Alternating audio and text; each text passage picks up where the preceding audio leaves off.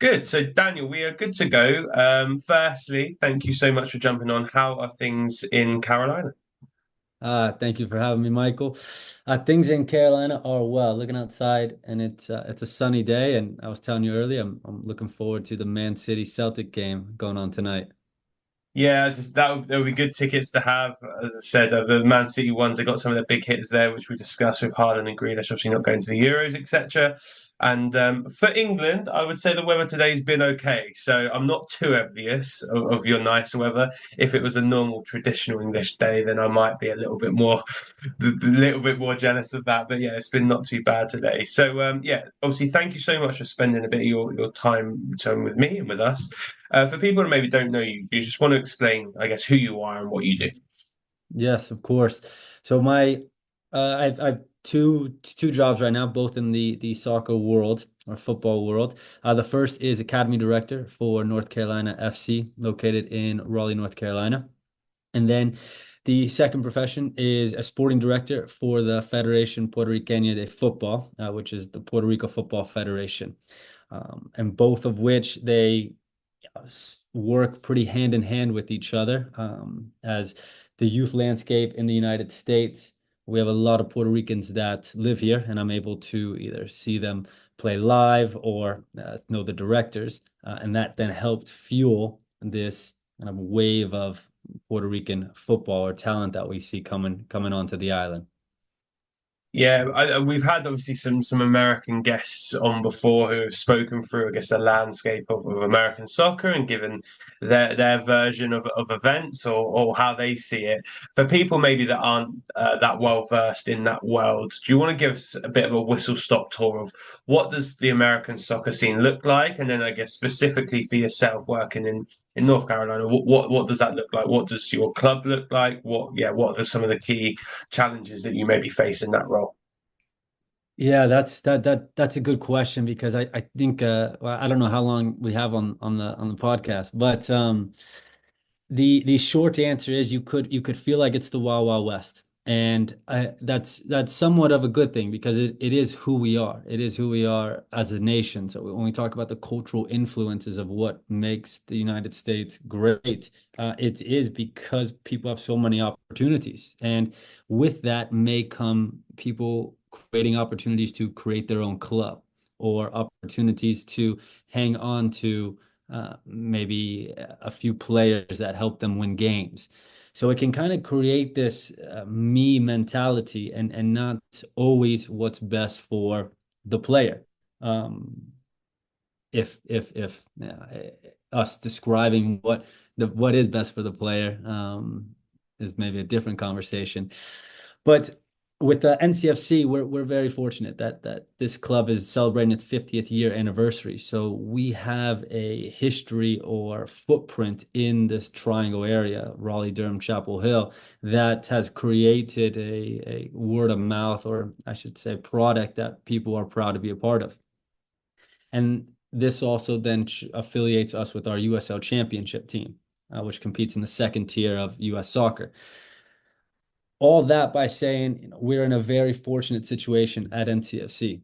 Other clubs that are not affiliated with a professional team, they go through a little bit more of a back and forth with neighboring clubs on trying to bring in the best talent. Instead of where you think would be the idea is try to get all of the best talent together so they can continue to overload each other. Uh, and we have very little, I think, of a restrictions on who can create a club, who cannot create a club, who can enter this league, who cannot enter this league. So I say this, and maybe from the outside it sounds like it's hurting us. I disagree. I think it's beautiful. I think it's what makes us. It's what makes us who we are. And this type of competition, this type of challenge, this type of wanting to win, and then also to try to showcase the player is it's what makes us who we are. And it would be a shame for us to go in any other direction. I think one of the things that always fascinates me with the American landscape is obviously in the UK we have an academy system and it's kind of broken into southern section kind of Midlands and then northern and then some kind of divert as and when they need to for fixtures.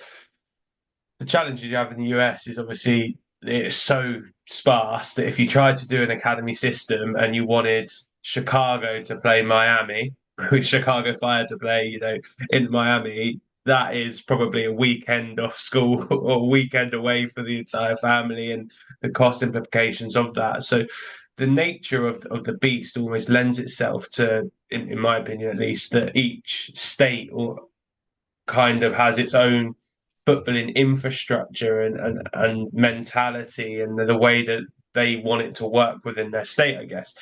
Do you feel like that's played out? So if you were to compare what you do in Carolina compared to Texas or compared to um, Arizona or wherever else, do you feel that each state does it a little bit different, or is there quite a uniformity of approach? No, no, no. Each state does it different, and they have to do it different. And I say that because let's use Texas for example. High school soccer in Texas is massive. And to if you want to play in a professional academy, an MLS academy, you're not allowed to play high school soccer. So these clubs that are outside of the MLS academies, they have to be okay with their players playing high school soccer. If you look at a California or a Florida, their high school soccer falls into this bit of a winter period. So they're able to do club and high school. For North Carolina and some of the top clubs in North Carolina, we do not allow our players to play high school because we want to have a 11th month season. So each state has to work with what their culture is allowing them to bring in, uh, and that's where the different leagues, the different competitions can sometimes overlap each other, and the ultimate goal is you want to play on the weekend against someone that's going to challenge you. So, sorry, my dog was just barking then. So if we're talking about Carolina as a state, for example, and you've obviously got your club within there, what what is unique about the Carolina thing? Obviously, you've mentioned about not wanting to play high school soccer. Like, what is the rationale for that? What would you say is your USP as a state? Yes. Now we're fortunate to be able to do that because this has been well before I was involved at NCFC. That was a rule, and part of that rule is, high school soccer is great. Now one of the flaws of high school soccer is it does create too much parity, where you may have five top clubs in North Carolina, but you have 100 high schools. So your day in and day out training environment, game environment is going to be a lot less challenging than your day in and day out academy environment. And that's up for discussion. People can go in the weeds on a lot of reasons, but that is the main reason. And when you mentioned the 11 months period, so kind of it being all year round, I know in the States from previous discussions, and you see people who get drafted, the dual athlete role is quite a big one, particularly when people go to college, they can end up in a situation where, they're on scholarships for dual things. I think Russell Wilson, before going to the Seahawks, ended up getting drafted at MLB, and it's not unheard of to have previously people that are playing multiple sports. How's that worked within your state, I guess, in terms of challenging the conventional wisdom of the multi-sport background of going, right, actually, we're going to have these players in for 11 months of the year and work with them all year round, which follows, I guess, more of a UK European model, which is we don't let them play other sports really, and they focus from the age of 6 all down one lane. If a player shows high potential in another sport, so let's say it's soccer and basketball or soccer and you name it, that will be a case by case. By no means do we want to stop anybody from being a high performer dual sport athlete.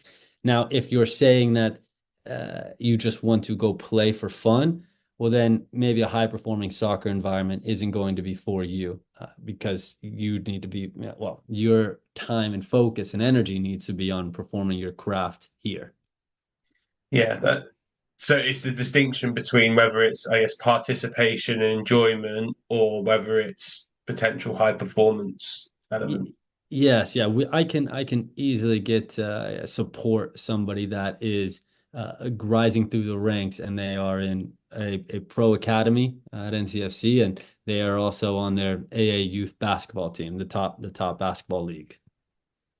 Yeah, no, yeah, that is interesting. I guess have you seen much um, in terms of the other sports supporting their football development? So one of the things we have over in the UK is a lot of S&C coaches or athletic development coaches will say to us they should play multi-sports at the younger age groups because it gives them a better athletic base to then when they do specialize to have a broader range of skills. Obviously you're quite a nice case study where you almost have a participation group that do probably get really high access to that, and then you're going to have some high end athletes that do get exposure to that. But then there's probably a group in the middle that specialize just in football, that maybe don't have other interests in basketball or baseball, or whatever it may be. Do you see that crossover much, or do you see that the specialization is kind of a good way to go? What does that look like for you? It definitely depends on the family background and what sports did the family play. If you usually if you're coming from a soccer family and the family's only played soccer, uh, they are going to not try and do other sports. Sometimes we'll joke around and we'll play handball or we'll play basketball, and I have to take a step back and think, wow, we have some athletes on our team and they're able to move, they're agile, and you see, wow, there's a clear benefit of at an early age experimenting with different muscle groups, different strength in what you're trying to accomplish. I don't know if one is, I could not say if one promotes the other, if one is better than the other. At that age, I would say at that age, I mean like at 5 to 8 years old, just whatever the kid wants to do, let him do it. The kid wants to go run around, let him run around. No, yeah, it makes complete sense. I think that those younger age groups, as you said, the enjoyment is probably more important than anything else. So if we look at your role with Puerto Rico, then, so I guess firstly, what is the national sport of Puerto Rico, and how high or low in the list is soccer for people that are native from that country? I would say that there's three national sports and it's the triple Bs and maybe you can guess them. So it's baseball, basketball, boxing. Those are the three major sports. And volleyball is a close one behind, and then soccer. Now soccer is growing massively though, and it's because it maybe took a little bit later to catch on, but people enjoy it. People enjoy playing. Kids enjoy playing soccer now, and now that these youth kids on the island, there's more support for soccer, for football players. There's more opportunities for them to play. And this is going to sound like a really naive question, so I apologize for this in advance. But why do you think that there is that disconnect with soccer? Because if I look at South America, which obviously isn't that far away technically, they are crazy for it in terms of Brazil and the favelas, Argentina, Ecuador, Colombia. I appreciate North America not so much, but and that's kind of been something that has taken a time, and you still could make arguments that baseball and basketball and NFL is more of a premium sport, but soccer's definitely growing. But why do you think Puerto Rico and maybe countries like Cuba, etc., didn't take or haven't taken to soccer historically?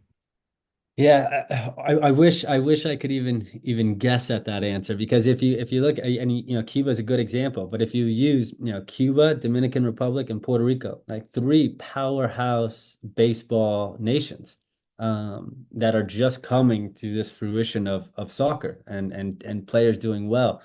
Uh, I think what really helps is that there is a professional league that's been established for a few decades there.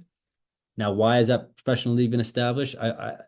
Puerto Rico being a territory of U.S., that definitely helps in um, this Puerto Rican league having a lot of still quality baseball players, in the league because they are maybe coming from the U.S. But then you say, well, what about Dominican Republic and Cuba? And I have no idea. I mean, they produce baseball players like no other. So it's Something may have been in the water 50 years ago that brought baseball before soccer. Um, but It's all right. We're converting everyone to the light side now, so they're shifting across and realizing the error of their ways yes. and going, "Come Yes. on, let's jump on the bandwagon with everyone else." Yeah. But no, I think that like that heritage thing is always fascinating for me, and I feel like it's a really interesting paradigm when you look at countries and what they've kind of gravitated towards. I was out in Thailand a couple of months ago doing a coach education workshop, and they're absolutely crazy for football, and we're so grateful that we'd gone over there and done the work that we do. But you could go to some neighbouring places, and then they're not so keen on it, and you know, there's no rationale as to why it's like really big there and not so much elsewhere. And equally, like in the UK, there's hardly any baseball. But then Yeah. if you look around the globe, you've got, Japan with Otani potentially being the best player in the MLB has kind of come Yes. across. So it's such a weird integration in terms of what sports land where and why culturally they fit, but also how that then when people do start picking up sports, what that then means when they come into the sport and the vibe that they start giving when they're within it.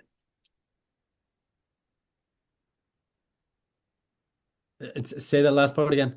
So, as in like the vibe that they give when they're in it. So, if you look at, say, for example, in the West Indies with cricket, they love Yeah. cricket, and the Yes. vibe that they give when they're over in England and playing cricket and stuff is a really similar vibe to Usain Bolt when he's about to run the 100 meters, and Yes. I find it really interesting to see when different sports gravitate to different areas, how the culture then goes into the sport, but also how the country absorbs the sport and it changes their culture a little bit. I think it's a really interesting piece. Yeah, that's I've never thought about it like that, but you're right. And it's like it's almost like a perfect love or a perfect match that they're just working, building off each other. Yeah, no, 100%. So, in terms of your role with Puerto Rico, then what is it that you actually do? What is your role within the setup there? Yeah, so I maintain oversight on all the national teams. So from the senior on the men's and women's side all the way down to our U14s. And that could include making sure that the scouting database, the scouting director, were no stone left unturned. And then making sure that primarily the coaches have everything they need to be successful, whether that's the training camp allotted, the players, the relationships we have with the clubs, the professional clubs. And I would say I guess my driving purpose is just try to catch everything that could be a problem before it becomes a problem.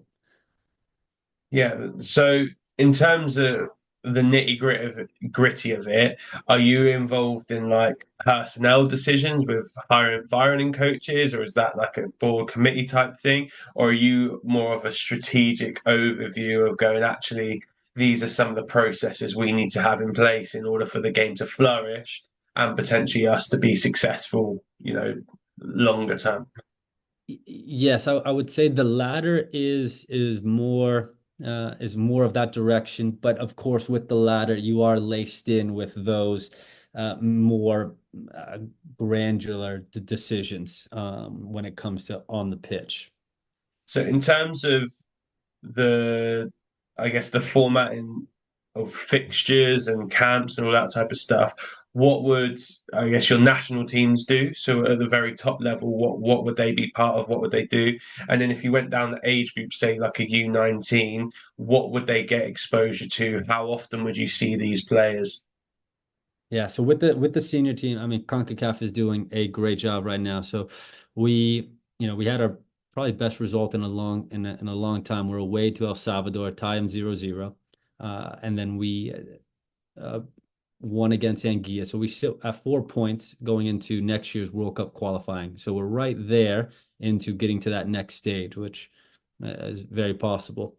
And then we're in League B of Nations League. So the Nations League is key because that's a qualification for the Gold Cup, which the men's team have never qualified before. And we're right there. We're knocking on the door. On the women's side, they're making amazing strides. They qualified for the first Gold Cup, had an amazing game against Brazil, lost 1-0. Amazing game against Colombia, lost 1-0. We beat Panama, and just lost on goal on actually a coin flip to advance to the next round. It was crazy. Tied on everything else. So they went to a coin flip. And then as we move down, we filter our age groups into U20, U17s, U15s, and U14s. With the U20s and U17s, the goal is 2 contact times a year. So the first contact time is a identification camp where we bring in the 30 top players, and that's usually 2 months before selection of the final 21 players going to the CONCACAF championship. And then those 21 players will meet a few days before the event to then participate in the event.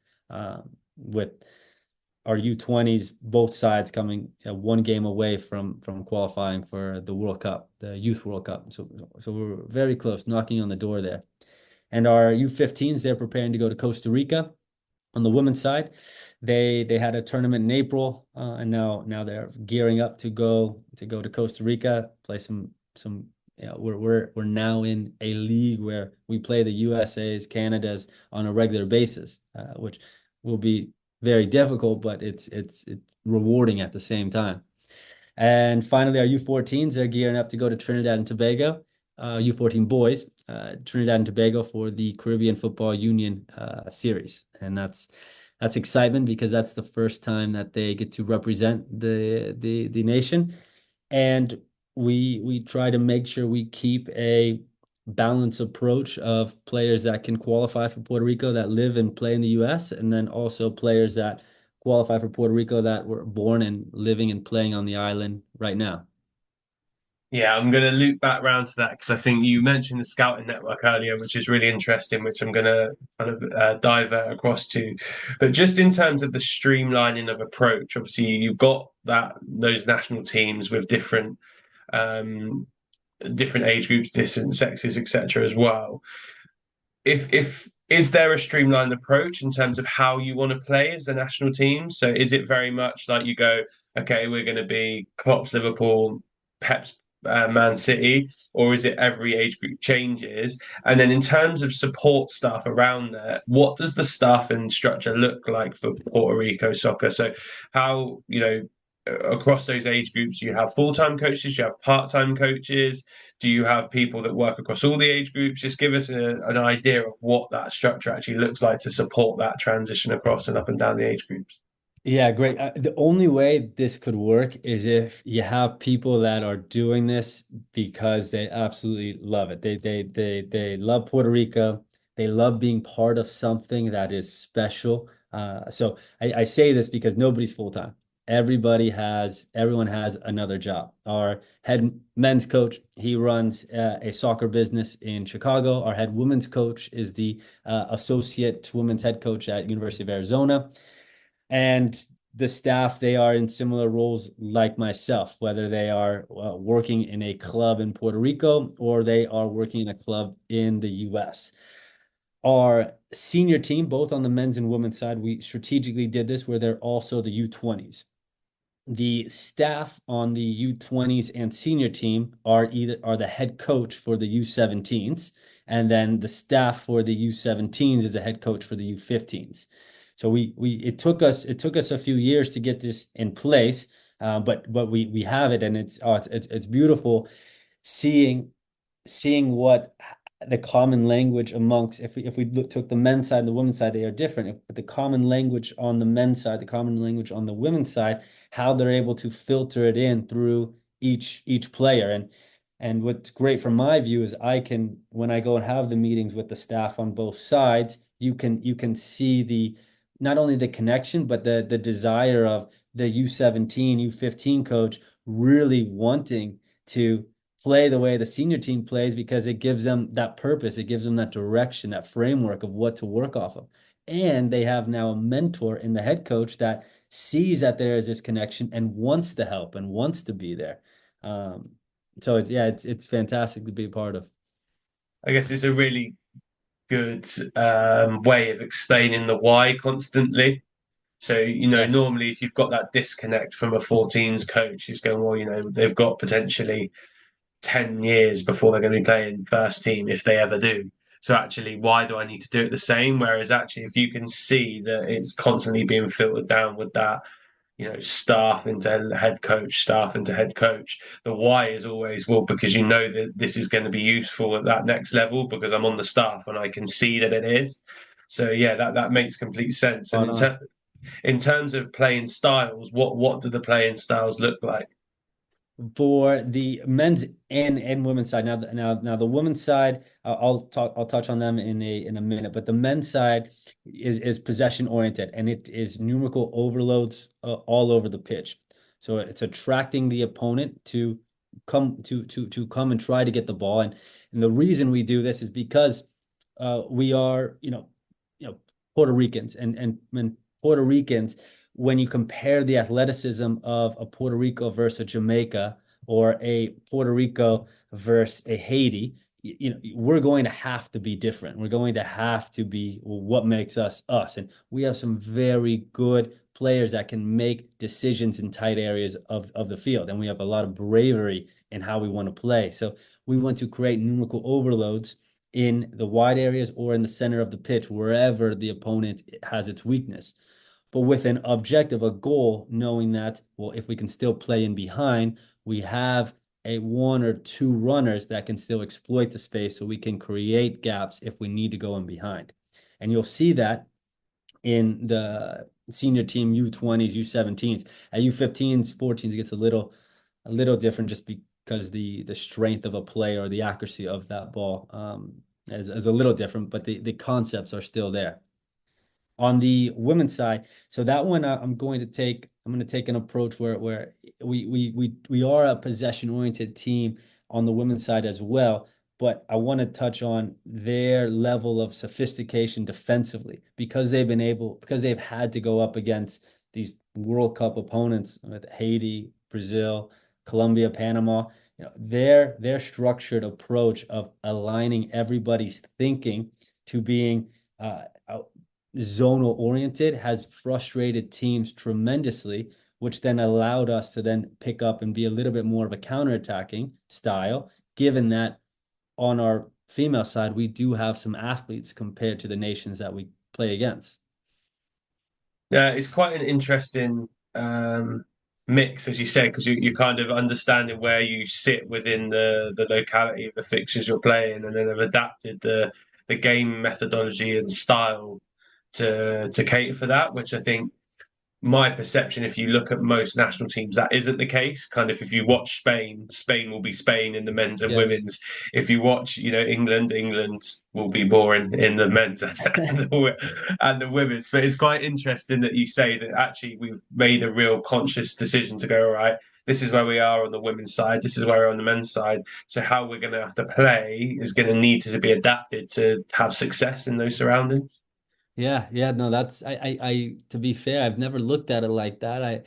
I, when I have the conversations with the coaches and we talk and we have a game plan, we talk about our players, it always is with the forefront. Okay, how can we win this game? And in order for us to win this game, like, we're gonna have to be different. We cannot be like somebody else. Like, what are our players good at? And let's then exploit that. No, yeah, yeah, makes complete sense. So, obviously, you looped into earlier the idea of scouting networks and identifying players and whatnot. So, could you just break down for us, I guess, one, what does soccer actually look like in Puerto Rico? Because I've never had anyone who's dealt with Puerto Rican soccer before. So it'd be interesting to know what does the grassroots level game, what does the slightly more performance based aspect of the game look like? And then when you're trying to find that blend between maybe some people that are based maybe in Europe, I don't know, but maybe in Europe or in the States, also with those who still play and live on the island, what does that conversation piece look like? From a youth standpoint, you could be 1 years old, you could be 2 years old. You got to win the game, and that's and like that's their mindset, and that's okay. My mom, she was born and raised on the island too, and I did this question with her. I said, "Mom, at what age do you teach players how to win?" She said, "I don't know, 2." And I was like, "Love it. You're right. All right, let's go." So Now, Sorry, just before you carry yeah. on going, that is amazing because we try and take that out of our boys as soon as we can. So there's this idea with us that the non-competition needs to be more in place, and there's initiatives such as Play Their Way, which is an idea of taking all structure away from the coach and giving it to the players. It's a scheme that's recently run out in the UK, but we take away the competition element of soccer for a number of years. So if I look in the academy setup, I don't think we have leagues until under 18s.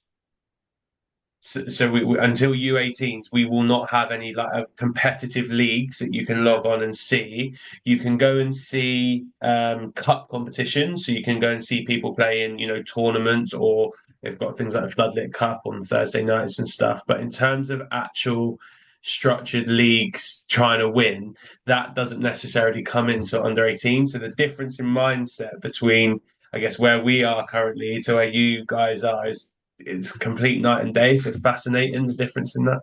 Yeah, that is fascinating. And that's where it's like you just have to be you, and like that could work in England, that can work in Europe, but it would be wrong of us to say that that would work in the US or in Latin America. Like that's just not how people are raised. Um so that's that Why do you think that is? I tailor it to us being such a young nation.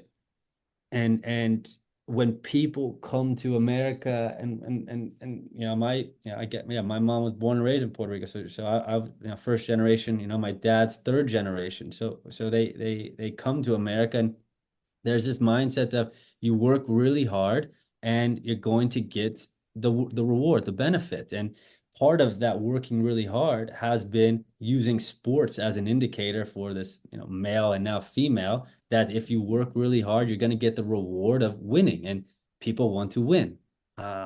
That's how I can work it in my mind of what does make this really hard for us to take out, to grab this. Well, no, they're 5 years old. Let them just have fun. Yeah, absolutely. Let them have fun. But if they lose, they should be upset. Let them be upset, because the objective of the game is to win, to score more.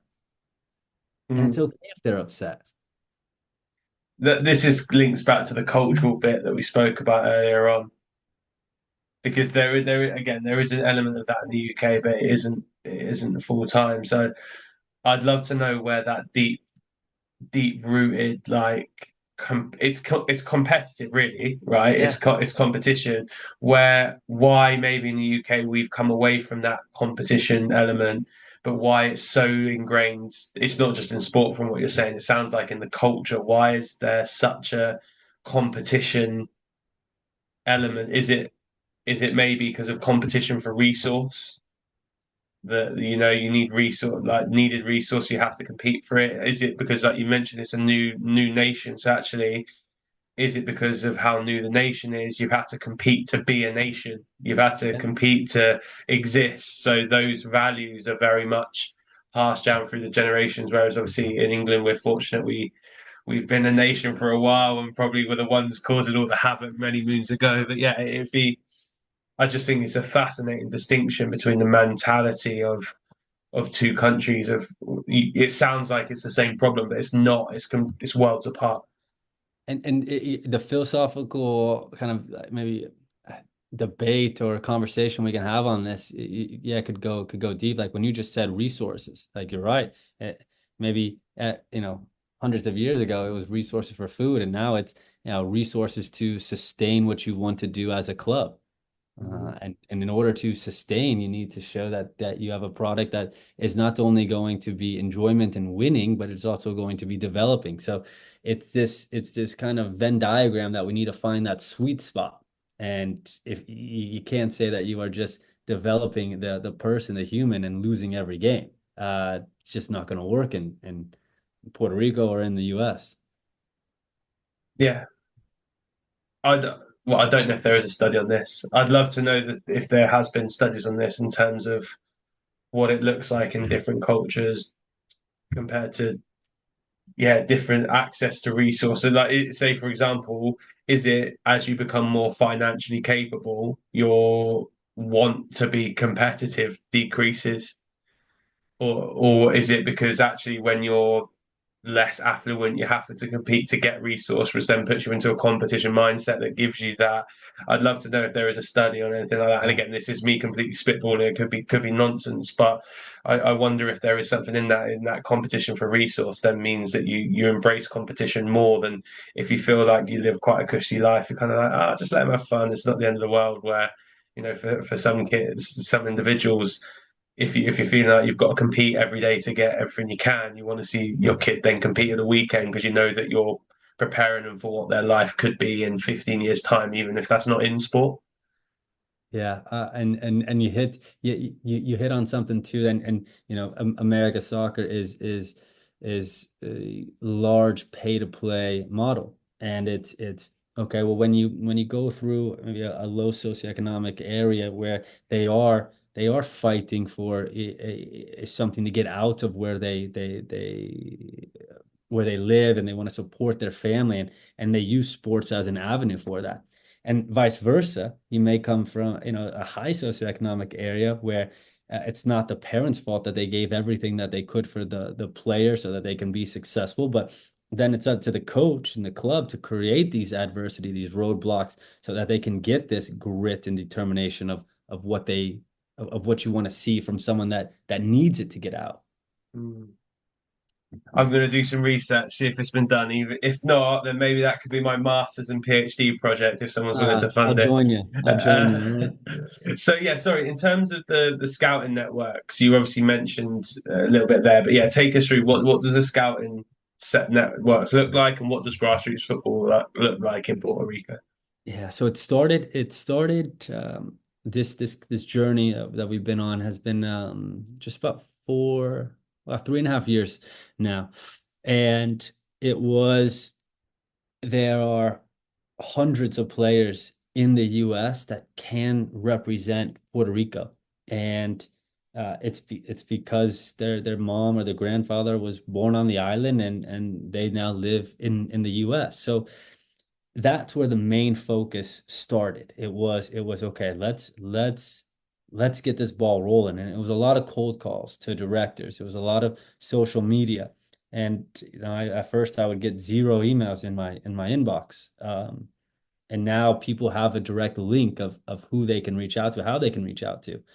And the goal was from the federation, and what this was said, basketball is so big in Puerto Rico right now that 30 years ago, they did something very similar. They recruited U.S. players that could represent Puerto Rico on a basketball stage. And what that did was that gave people a resource on the island to strive on what they could be. So if I then take it back to soccer now, this has allowed the game on the sport get more resources because we've been more successful. So now our U14 team is made up of 70% people, Puerto Ricans living on the island, where 2 years ago it was not like that. And for me, I don't care if it's um, all US, all Puerto Rico, but I love the fact that we have this mixture, and no matter what, people are so proud to represent, and their parents are so proud to represent. I think that is the key to why we've been able to be successful, is you have these families that still feel this pride of representing their nation. Their child's never even stepped foot on the island, but when they wear the jersey, when they're around their peers who have lived and breathed on the island, they welcome them in, and it's like family. So it's worked out like a perfect storm. And do you see a difference between those that are US based to those that are island based? Do you see a difference in skill set? Do you see, yeah, any differences in that? Yeah, so this is where, and the Federation has done a great job with this as well, and this has been part of our initiative too. It's known that when you get to be 14, 15, 16, that you need to leave the island. And you need to leave the island to explore other opportunities because it has a cap. It has a cap in just your everyday competition. So fortunately, it's so easy may not be the right word, but it is flexible to have players come on trials and for different USL academies, MLS academies. So when they get to be 14, 15, they go and play either in Spain or US. So when they get to be U17, U20, we've seen that there's not much of a difference now. And when you're looking at it from a networking point of view, you mentioned obviously reaching out to directors and stuff, but how do you go around seeing as many players as possible that you think might be suitable for it? Because ultimately that is your starting point, right? It's to cast the net as wide as you can to figure out how many of these can we view, probably more than once if we can. Because we don't want to do it on a lone viewing where someone might have an absolute worldie or someone might have an absolute stinker. Yeah. Do you have how many members of staff do you have doing that? Are you able to watch footage? What does that process look like? Yes, it is a lot of volunteers. So a lot of people that I trust and that help me have eyes on other players throughout the United States and then throughout Puerto Rico as well. Once that initiative is done, then that's when the identification camp comes in. So then we bring the 30 of what we believe to be the best players that we scouted either through video or through personal references and select the 30 there. And of course, I know that we are missing players. Absolutely. But I can go to sleep every night knowing that we're doing the best we can to try to uncover all of them. And so if I asked you what your ideal would look like in 5 years' time, and I'm not going to say money's no object, because money's always an object, but I guess with a level of realism to where the path that you guys is on, what would gold standard look like for you in terms of this process? Awesome. The two things. We have a US base camp, and we're almost close to securing something like that. You'll see right now our U17s. They're in a tryout period right now. We had 70 players there, and they're staying a mile away from the campus, and it's working out really well. So having a US based camp for our senior men's national teams, that they know that that's where they're going when there's a process, and that there's no, okay, are we going to go to Dominican Republic? Are we going to go to Puerto Rico? All right, we're playing Suriname, so we're going to go to Suriname for 3 days beforehand. That would be one. The second thing is, and we're close, we're about 2 years away from this, a federation, a federation hotels, fields for the players when we have camps in Puerto Rico. This is where we go, and everything is right there. So I guess it sounds like more of a logistical thing rather than a operational type of deal. Everything's logistics. Yeah, everything is. No, I think that's like weirdly a good position to be in though, because if you said to me, "Oh yeah, we'd have to add in, another 20 scouts who could go and watch games at X, Y, Z, or we'd need a load of different coaches, etc." Actually, what you're saying is we need investment into the logistical elements, which then allows us to do what we currently do better, and then we can reassess what we might need to do off of this. But as a starting point, we know that this would make everything we do better and increase it by 5%, 10%, 15%, whatever that is. Yeah, I mean, spot on, because it's and when I say this, like people want to be a part of what we're doing, and it's just a matter of just making sure that you're bringing the right people on board, people that are doing this for the right reasons, people that are doing it because they want to see Puerto Rico soccer grow. And I say this because yeah, my inbox is full with people, reaching out and yeah, take a look at this player, take a look at this player, and I'll share my number and email with anybody. But we have people in place to vet these players. So that way, now when it gets to me sending it to the head coach, me reviewing it, or the scouting director, it's already gone through a vetting process with people that want to help us in identifying players.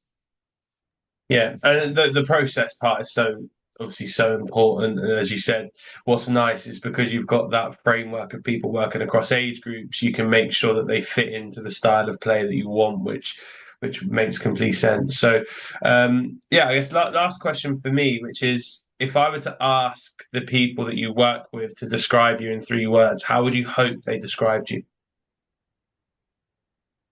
Loyal, hardworking, and trustworthy. And why those? The loyal part, I believe that they know that I have their back, that I want to see them succeed more than anything. And the way I view it is people want to be around successful people. So in order for that to happen, you need to want someone to be successful. You want them to win that game or win the trophy and or have the best feedback from the players' training environment. So I want people to know that I want to do whatever I can to help them get to wherever their dreams are. The hardworking piece is, people joke all the time, how do you balance Puerto Rico and NCFC, and like, oh, you need to take a break, and it's like, well, I don't though. This is I'm so fortunate to be able to do this and to be able to watch players perform either in an NCFC jersey or in a Puerto Rico jersey, and to be just a little part of their journey is so rewarding. No, I think they're really good words, and a lot of it is around the feeling that you give around the place. Yeah. And what's fascinating is those 3 words for me are quite intertwined in trying to be a good person. And sometimes when I ask this question, people will go down the route of, it being all skill based, so or not, or qualification based, of going, I want to be thorough, I want to be this. Yours are all the soft skills. It's what's the environment that I'm creating for people to come into.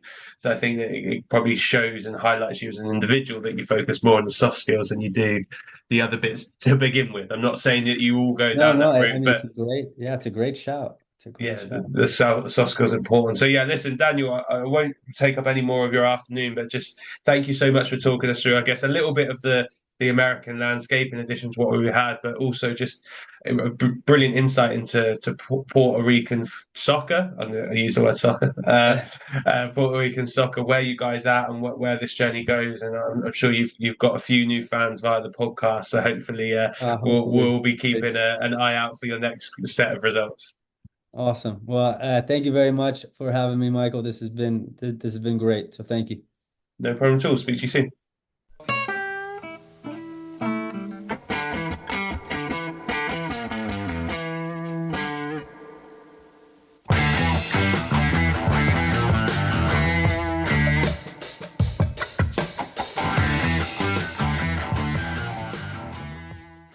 Thanks for listening to the Sports Initiative podcast with me, Michael Wright. Please remember to follow us on Twitter, Facebook, and Instagram at the Sports Initiative Podcast, and share this podcast with friends and family.